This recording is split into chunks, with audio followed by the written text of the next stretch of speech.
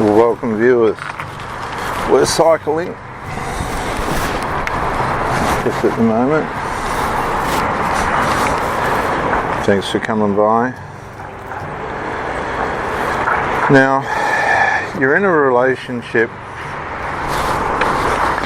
that may not necessarily be abusive, but has become reckless. Thanks for what you do. Oh, thanks, mate. Thank you. Has become reckless, and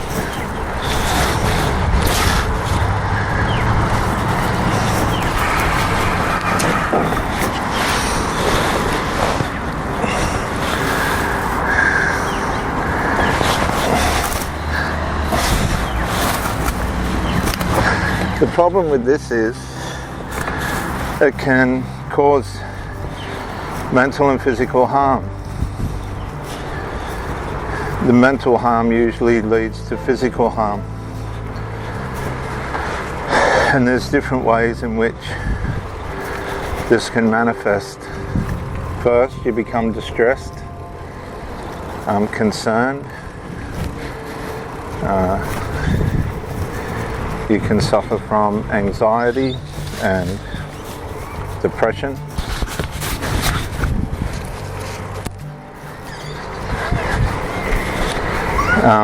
And this can then disrupt your coordination, physical coordination. Now I know this because as an athlete, just a social athlete, not a professional one, I've had it happen to me in a marriage to a covert female narcissist. You fucking thing. Forgot about you, didn't I? Sorry, it's a magpie attacking me.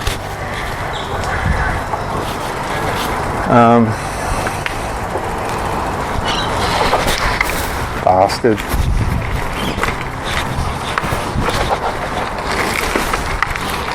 Fucking bastard.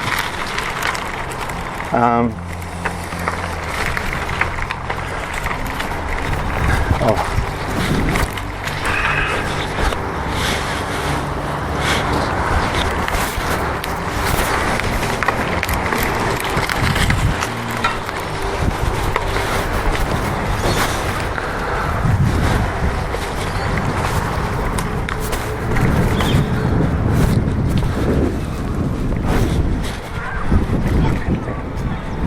Sorry viewers, I'll have to fix that in the recording.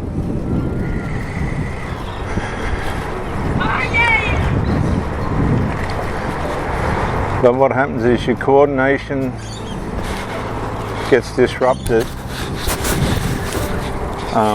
You might turn to drugs or other things which will upset your coordination. And this could lead you into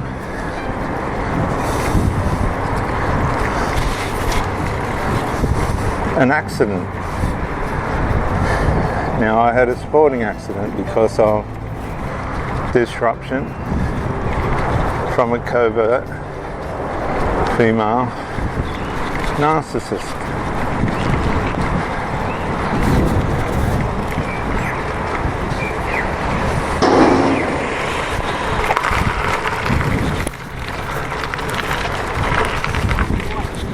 And I've told this story before, but I'll say it again. We were to meet up to go for a walk.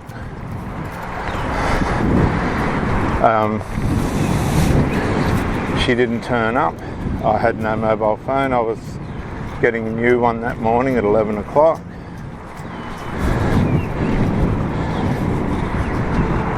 So I didn't know where she was.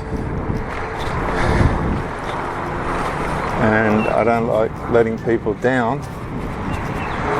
So to cut a long story short, I had to abandon the walk to go and get a mobile phone, which I'd arranged to meet this person at a particular time. got the phone and proceeded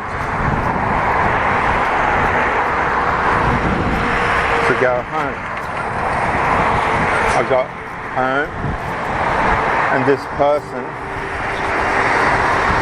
supposed to be my wife, this person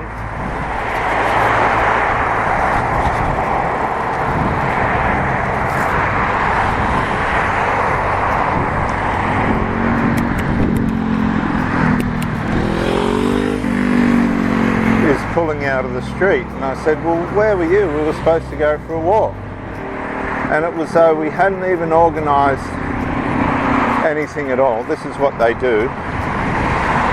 They try and project you as being the problem, but no, I wasn't the problem.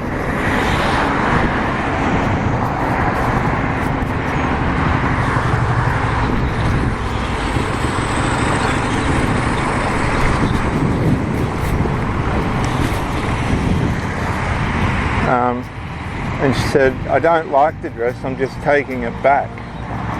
I've gone, I was completely disappointed, confused. There was no rhyme or reason why she contradicted her arrangements, which was just completely and utterly disrespectful, because that's what these people are.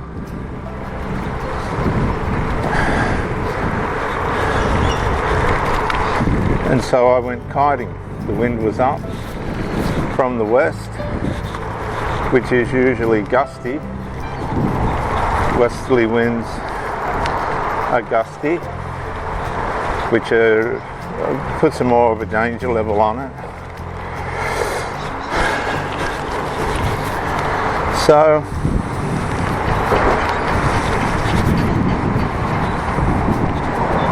I go kiting, and I'm in a social competition to try and reach 10 metres high in jumping.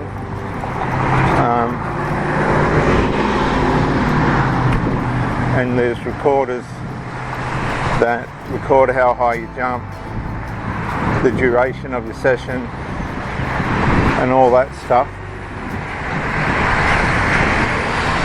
So I come in from that session because I didn't feel right. I just didn't feel right. I love the sport, but I just didn't feel right in my mind. And this was the effect.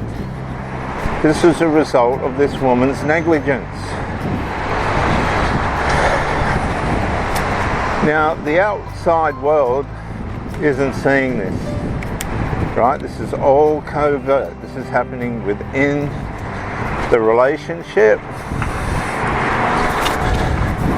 and the consequences of the relationship and the way in which this woman's being negligent is now impacting my performance, even if it's micro-incremental. Even if it's micro-incremental. And so I'm in off the water. I've got the 27 metre lines to the kite reduced with the kite in a position of D power. And in a split second of disconcentration as a result of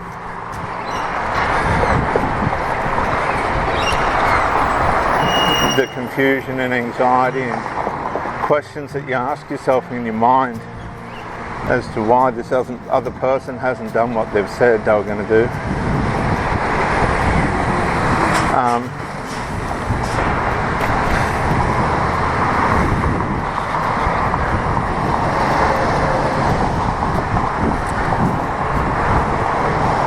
The kite in a split second was taken into the air.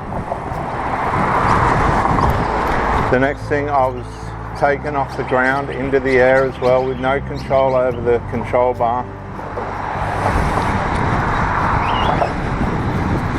Thrust into the air, come down vertically, 25 metres across from where I took off, 5 metres high, and landed on my left side, shattering my talus bone, fracturing, snapping my left wrist, hitting my head, which wasn't very nice either, and then being dragged across the ground for another 10 or 15 metres or so before I finally got the situation under control and depowered the kite. The next part of the visual is me being taken on the GPS, is being taken to the hospital in the back of the ambulance, and from there it stops.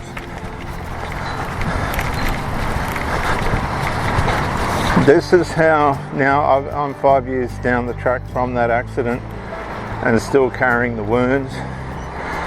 It completely destroyed my career, although I still do the same job, bricklayer. Completely destroyed my career, completely took about, I'd say, I'd have to say 40% of my performance, physical performance, away, and 60% of my potential performance away, because I can't reach my potential now because I can't run on that left ankle.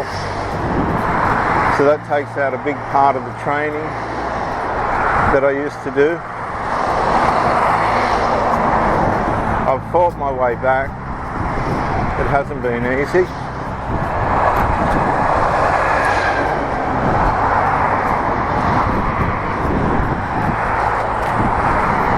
But I have to say, I'll never be the same. I will never be the same. The agony and the pain and the lack of performance that it's put me through, I just can't describe how horrible and bad it is. And this can happen when you're in a relationship with a covert narcissist who disrupts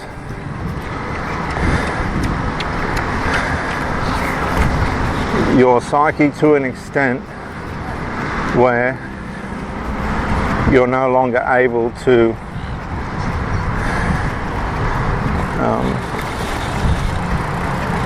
perform the way that you should. You've been undermined, you've been disemboweled of your coordination.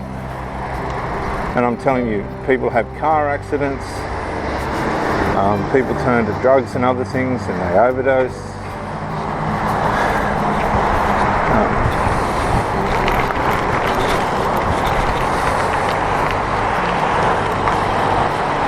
All these things happen because of the way in which the covert narcissist becomes in the relationship. It completely throws you off and completely undermines who you are and what the relationship is about, and this is what causes the accidents.